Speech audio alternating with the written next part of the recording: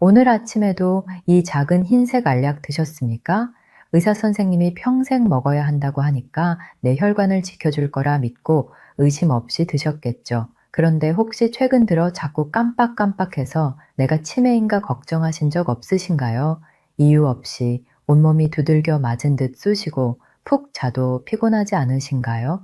놀랍게도 여러분이 겪는 그 증상, 나이 탓이 아닐 수 있습니다. 바로 여러분이 매일 꼬박꼬박 챙겨 먹는 고지혈증 약 스타틴 때문일 수 있습니다.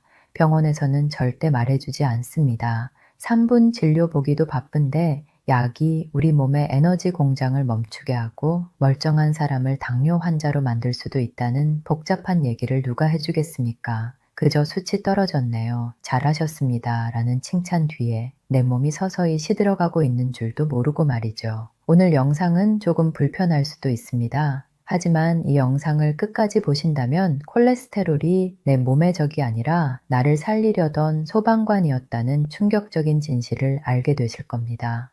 그리고 약 없이도 혈관을 청소하는 진짜 방법이 무엇인지, 내 몸을 지키는 주권이 누구에게 있는지 깨닫게 되실 겁니다. 지금 먹고 있는 그 약 계속 먹어야 할지 말아야 할지 오늘 영상으로 직접 판단해 보십시오.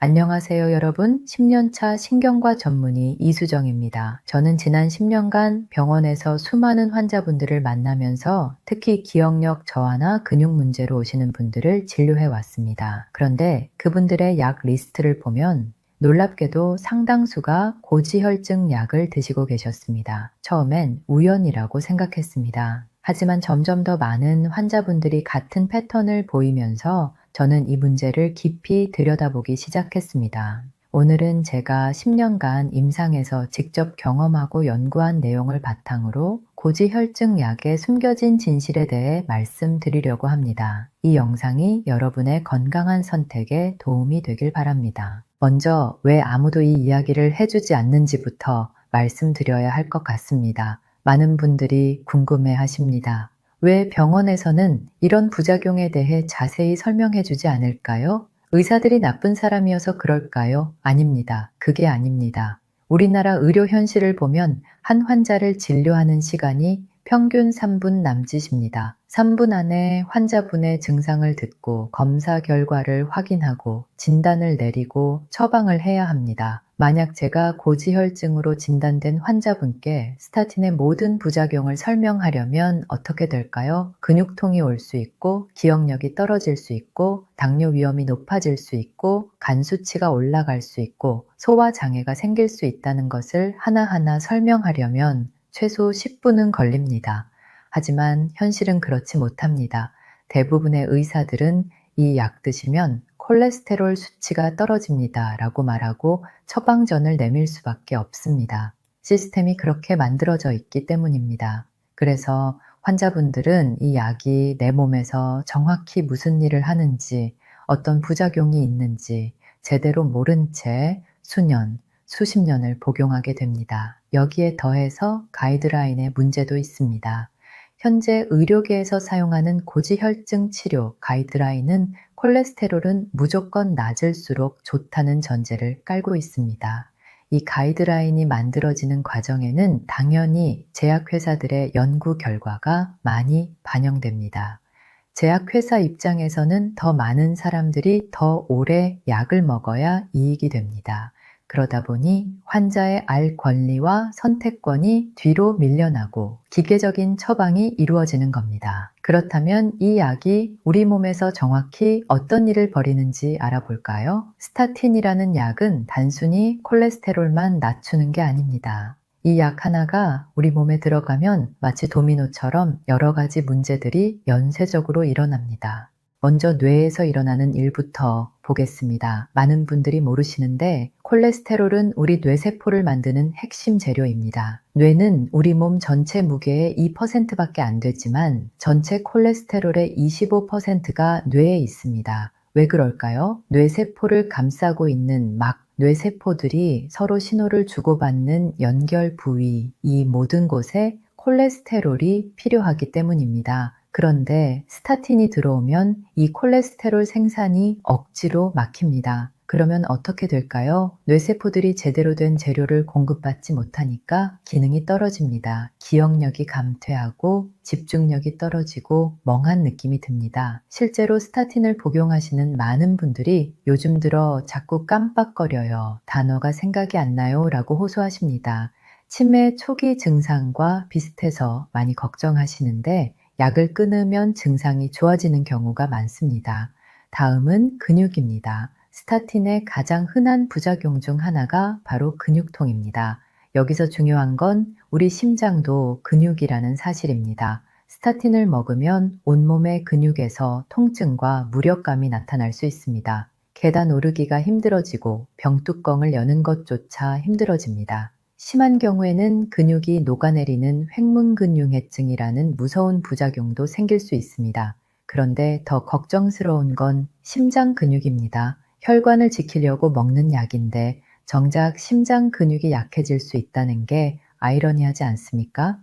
실제로 일부 연구에서는 스타틴이 심장 근육의 기능을 약화시킬 수 있다는 결과가 나오기도 했습니다. 그리고 가장 충격적인 건 혈당 문제입니다. 많은 연구에서 스타틴을 복용하면 당뇨병 발생 위험이 높아진다는 결과가 나왔습니다. 특히 여성에서 더 두드러집니다. 생각해 보세요. 혈관을 지키려고 약을 먹었는데 당뇨병에 걸리면 오히려 혈관이 더 망가집니다. 당뇨는 혈관 질환의 가장 큰 위험 요인 중 하나니까요. 이건 마치 빈대 잡으려다 초가삼간 태우는 격입니다. 왜 이런 일이 벌어질까요? 여기서 스타틴의 작용 원리를 이해해야 합니다. 조금 복잡할 수 있지만 최대한 쉽게 설명해 드리겠습니다. 우리 간에서는 콜레스테롤이 만들어지는 공장이 있습니다. 이 공장에는 여러 단계의 생산 라인이 있는데 스타틴은 이 생산 라인의 맨 앞쪽을 막아버립니다. 마치 강에 댐을 쌓는 것과 같습니다. 댐을 쌓으면 물이 아래로 흐르지 못하죠. 스타틴도 마찬가지입니다. 콜레스테롤이 만들어지는 것을 막습니다. 그런데 문제가 뭐냐면 이 생산 라인에서는 콜레스테롤만 만들어지는 게 아니라는 겁니다. 코큐텐이라는 아주 중요한 물질도 같이 만들어집니다. 코큐텐은 우리 세포의 배터리 같은 역할을 합니다. 세포 안에 있는 미토콘드리아라는 에너지 공장에서 에너지를 만들 때 꼭 필요한 물질이 바로 코큐텐입니다. 스타틴이 생산 라인을 막으면 콜레스테롤뿐만 아니라 코큐텐도 같이 안 만들어집니다. 그러면 우리 세포들은 배터리가 방전된 상태가 됩니다. 에너지를 제대로 만들지 못하니까 온갖 증상이 나타납니다. 만성 피로, 근육통, 무기력함, 이 모든 게 세포의 에너지 부족 때문입니다. 특히 심장 근육처럼 많은 에너지가 필요한 곳에서 이 문제가 심각합니다. 심장은 쉬지 않고 뛰어야 하니까 엄청난 양의 에너지가 필요합니다. 그런데 코큐텐이 부족하면 심장이 제대로 된 에너지를 공급받지 못합니다. 이게 바로 스타틴을 먹으면서 오히려 심장 기능이 나빠질 수 있는 이유입니다. 실제로 제가 진료실에서 만난 환자분 중에 이런 분이 계셨습니다. 65세 남성 환자분이셨는데 건강검진에서 콜레스테롤 수치가 높게 나와서 스타틴을 처방받으셨습니다. 처음 몇 달은 괜찮았습니다. 수치도 잘 떨어졌고 의사 선생님도 잘하고 있다고 칭찬하셨죠. 그런데 6개월쯤 지나면서 이상한 증상들이 나타나기 시작했습니다. 아침에 일어나면 온몸이 뻐근하고 계단을 오르면 숨이 차고 예전에는 아무렇지 않게 하던 산책도 힘들어졌습니다. 처음엔 나이가 들어서 그런가 보다 하고 넘어갔습니다. 그런데 점점 더 심해지면서 걱정이 되어 병원을 찾으셨고 여러 검사를 했지만 특별한 이상이 없다는 말만 들었습니다. 다행히 이분은 인터넷에서 스타틴 부작용에 대한 글을 읽고 담당 의사 선생님께 여쭤봤습니다. 혹시 제가 먹는 콜레스테롤 약 때문에 이런 증상이 생기는 건 아닐까요? 담당 의사 선생님은 그럴 수도 있다고 하시면서 약을 일시적으로 중단해보자고 하셨습니다. 놀랍게도 약을 끊고 2주 정도 지나니까 증상이 많이 좋아졌습니다. 근육통도 줄어들고 기력도 회복되었습니다. 이분의 경우는 운이 좋았던 케이스입니다. 본인이 의심을 하고 의사에게 물어봤고 의사도 현명하게 약을 중단해봐서 문제를 찾아낸 거죠. 하지만 대부분의 환자분들은 이런 증상이 나타나도 약 때문이라고 생각하지 못합니다. 그냥 나이가 들어서 그런가 보다, 운동이 부족해서 그런가 보다 하고 넘어갑니다. 그럼 여기서 한 가지 의문이 듭니다. 콜레스테롤이 정말 그렇게 나쁜 걸까요? 우리는 지금까지 콜레스테롤이 혈관을 막는 나쁜 물질이라고 배워왔습니다. 특히 나쁜 콜레스테롤이라고 불리는 저밀도 지단백 콜레스테롤은 무조건 낮춰야 한다고 들었습니다. 하지만 과연 그게 진실일까요? 여기서 아주 중요한 관점의 전환이 필요합니다. 콜레스테롤은 나쁜 놈이 아닙니다. 오히려 우리 몸을 지키려는 소방관 같은 존재입니다. 이게 무슨 말이냐면 혈관에 염증이 생기고 손상이 일어나면 우리 몸은 이걸 치료하려고 합니다. 그때 동원되는 게 바로 콜레스테롤입니다. 생각해 보세요. 집에 불이 났을 때 소방관들이 달려옵니다. 그런데 불이 난 집 주변에 항상 소방관들이 있다고 해서 소방관이 불을 낸 범인일까요? 아니죠. 소방관은 불을 끌어온 거지 불을 낸 게 아닙니다. 마찬가지로 혈관에 문제가 생겨서 콜레스테롤이 그곳으로 몰려간 건데 현대의학은 콜레스테롤을 범인으로 몰아서 없애버리려고 합니다. 진짜 범인은 따로 있습니다. 바로 혈관의 염증입니다. 이 염증은 어디서 올까요? 여러 가지 원인이 있습니다. 과도한 당분 섭취, 만성 스트레스, 수면 부족, 흡연, 운동 부족, 가공식품, 환경 독소 등등 현대인의 생활 습관 전반이 문제입니다. 이런 것들이 우리 혈관의 염증을 일으킵니다. 혈관벽이 손상되고 염증이 생기면 우리 몸은 이걸 고치려고 콜레스테롤을 보냅니다. 그런데 문제는 뭐냐면 이 과정에서 활성산소라는 물질이 콜레스테롤을 공격합니다. 그러면 콜레스테롤이 산화됩니다. 이 산화된 콜레스테롤이 진짜 문제입니다. 정상적인 콜레스테롤은 사실 우리 몸에 꼭 필요한 물질입니다. 모든 세포막을 만들고 호르몬을 만들고 비타민 D를 만드는 데 필요합니다. 특히 남성 호르몬과 여성 호르몬을 만드는 원료가 바로 콜레스테롤입니다. 그래서 콜레스테롤을 너무 낮추면 호르몬 문제가 생길 수 있습니다. 여기서 또 하나 알아야 할 중요한 사실이 있습니다. 콜레스테롤 수치와 사망률의 관계를 보면 아주 흥미로운 패턴이 나타납니다. 여러 연구들을 종합해보면 총 콜레스테롤이 너무 낮아도 너무 높아도 사망률이 올라갑니다. 마치 유자 모양을 그립니다. 그러니까 적정 수준이 있다는 겁니다. 특히 노년층의 경우 콜레스테롤이 약간 높은 게 오히려 더 오래 사는 것과 연관이 있다는 연구 결과들도 있습니다. 왜 그럴까요? 콜레스테롤은 우리 면역 기능에도 중요한 역할을 하기 때문입니다. 콜레스테롤이 너무 낮으면 감염에 취약해지고 암 위험도 올라갈 수 있습니다. 그런데 현재 의료 가이드라인은 콜레스테롤을 무조건 낮게 유지하라고 합니다. 저밀도 지단백은 100 이하로, 심지어 70 이하로 낮추라는 가이드라인도 있습니다. 과연 이게 맞는 걸까요? 약으로 억지로 수치를 낮춰서 오히려 건강을 해치는 건 아닐까요? 실제로 스타틴의 효과에 대해서도 다시 생각해 봐야 할 부분이 많습니다. 제약회사들은 스타틴이 심장병 위험을 36%나 줄여준다고 광고합니다. 36%면 대단한 효과처럼 들리죠? 하지만 여기에 통계의 마술이 숨어 있습니다. 이 36%는 상대 위험도입니다. 절대 위험도로 따지면 이야기가 달라집니다. 예를 들어 볼까요? 약을 안 먹은 그룹 100명 중에 3명이 심장병에 걸렸고 약을 먹은 그룹 100명 중에 2명이 걸렸다고 칩시다. 그러면 상대적으로는 33% 감소했습니다. 3명에서 2명으로 줄었으니 3분의 1이 줄어든 거죠. 하지만 절대 위험도로 보면 어떻습니까? 100명 중 1명만 혜택을 받습니다.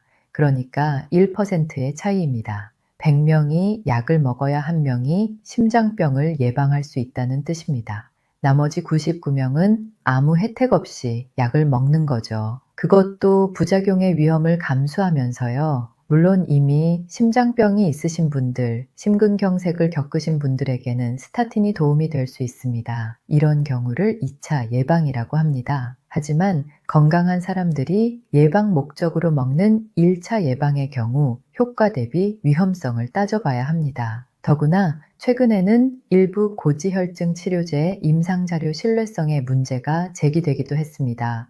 연구 결과가 과장되거나 부작용이 축소되어 보고되었다는 의혹들이 있습니다.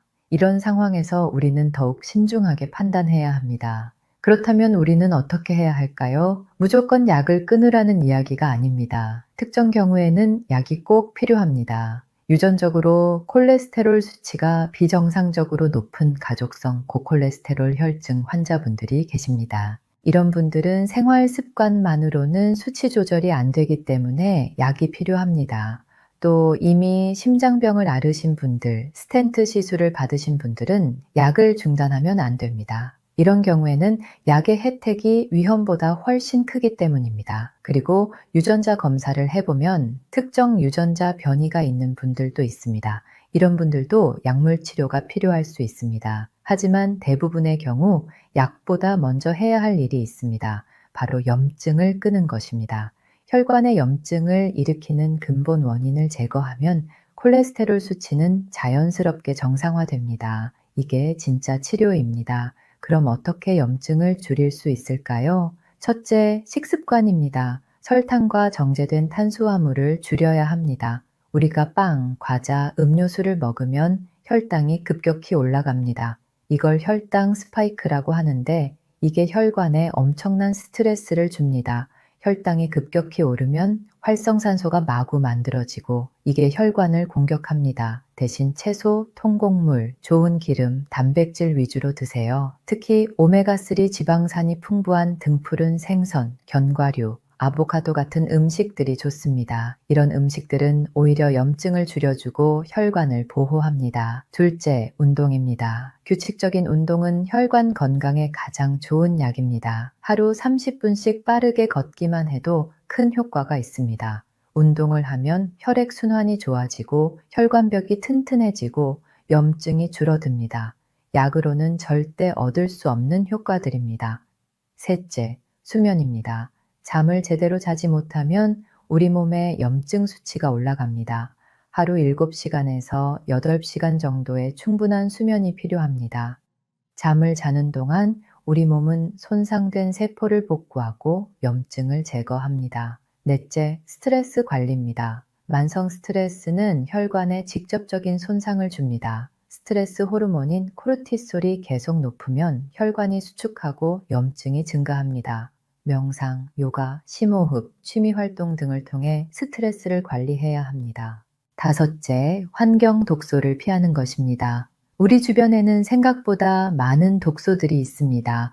플라스틱 용기, 살충제, 중금속, 미세먼지 등이 혈관 염증을 일으킵니다. 가능한 한 유기농 식품을 선택하고 플라스틱 대신 유리 용기를 사용하고 공기청정기를 사용하는 것도 도움이 됩니다. 이런 생활 습관 개선만으로도 많은 분들이 콜레스테롤 수치가 좋아집니다. 실제로 제가 진료실에서 만난 많은 환자분들이 약 없이도 수치를 조절하셨습니다. 물론 시간이 좀 걸립니다. 약처럼 당장 수치가 확 떨어지지는 않습니다. 하지만 이게 진짜 치료입니다. 증상만 가리는 게 아니라 원인을 해결하는 거니까요. 그리고 만약 약을 드시고 계신다면 절대로 임의로 끊으시면 안 됩니다. 반드시 담당 의사 선생님과 상의하세요. 특히 이미 심혈관 질환이 있으신 분들은 약을 갑자기 끊으면 위험할 수 있습니다. 대신 의사 선생님께 이런 질문들을 해보세요. 제 경우에 약이 꼭 필요한가요? 생활 습관 개선만으로는 안 되나요? 이 약의 부작용은 무엇인가요?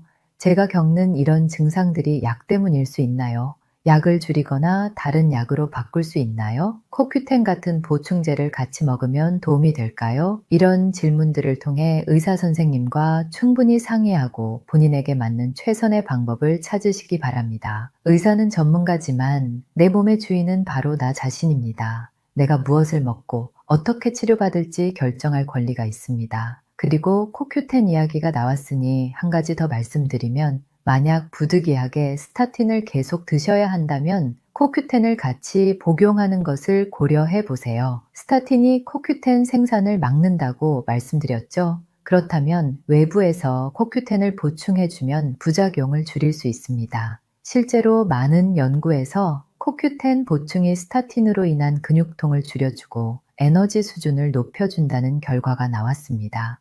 하루 100mg에서 200mg 정도의 코큐텐을 복용하면 도움이 됩니다. 물론 이것도 의사 선생님과 상의하신 후에 결정하세요. 마지막으로 정말 중요한 말씀을 드리고 싶습니다. 건강은 숫자가 아닙니다. 콜레스테롤 수치 하나에 집착해서 약을 평생 먹는 것보다 전반적인 건강 상태를 보는 게 중요합니다. 수치는 좋아졌는데 매일 피곤하고 근육이 아프고 기억력이 떨어진다면 그게 진짜 건강일까요? 우리 몸은 하나의 거대한 시스템입니다. 한 곳만 좋게 만들려다가 다른 곳이 망가지면 안 됩니다. 전체를 봐야 합니다. 혈관 건강도 중요하지만 뇌 건강, 근육 건강, 대사 건강도 모두 중요합니다. 이 모든 것이 균형을 이루어야 진짜 건강입니다. 그리고 제일 중요한 건 내 몸의 신호를 듣는 것입니다. 의사가 수치가 좋다고 해도 내 몸이 이상하다고 느껴진다면 그건 진지하게 받아들여야 합니다.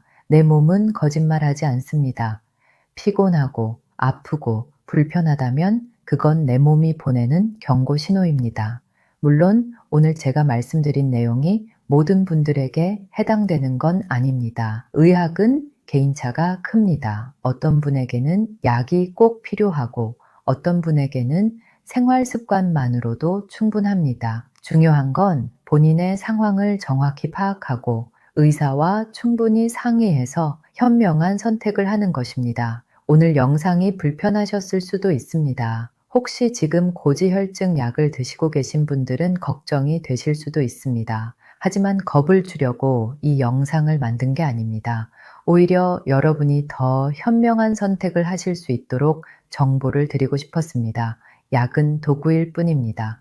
때로는 꼭 필요한 도구이지만 만능은 아닙니다. 내 건강을 지키는 진짜 열쇠는 바로 나 자신의 손에 있습니다. 무엇을 먹고 어떻게 움직이고 어떻게 생활하는지 이 모든 선택이 쌓여서 내 건강을 만듭니다. 오늘부터라도 작은 변화를 시작해 보세요. 설탕 섭취를 줄이고 매일 30분씩 걷고 푹 자고 스트레스를 줄이는 것부터요. 그리고 담당 의사 선생님께 오늘 말씀드린 내용들을 여쭤보세요. 제 증상들이 약 때문일 수 있나요? 약을 줄일 수 있는 방법은 없나요? 의사와 환자가 함께 고민하고 대화할 때 가장 좋은 치료가 나옵니다. 일방적으로 약만 먹으라고 하는 게 아니라 왜 이 약이 필요한지, 어떤 부작용이 있는지, 다른 방법은 없는지 충분히 설명 듣고 이해한 후에 선택하는 것, 그게 진짜 치료입니다. 여러분은 여러분 건강의 주인입니다. 의사는 조언자이고 도우미입니다. 최종 결정은 여러분이 하는 겁니다. 그 결정을 현명하게 하기 위해서는 올바른 정보가 필요합니다. 오늘 영상이 그런 정보를 드리는데 조금이나마 도움이 되었길 바랍니다. 건강한 혈관은 약으로 만드는 게 아닙니다. 건강한 생활 습관으로 만드는 겁니다. 염증을 줄이고 몸을 움직이고 잘 먹고 잘 자고 스트레스를 줄이는 것, 이게 진짜 혈관 건강의 비결입니다. 수치에 집착하지 마시고 내 몸 전체의 건강을 봐주세요. 이 영상이 도움이 되셨다면 주변에 고지혈증 약을 드시는 분들이 계시다면 꼭 공유해 주세요. 많은 분들이 이 정보를 알아야 합니다. 그리고 댓글로 여러분의 경험을 나눠주세요. 고지혈증 약을 드시면서 겪으셨던 증상, 생활 습관 개선으로 좋아진 경험 등 여러분의 이야기가 다른 분들에게 큰 도움이 됩니다. 건강은 선택입니다. 매일매일의 작은 선택들이 모여서 10년 후, 20년 후에 내 건강을 만듭니다.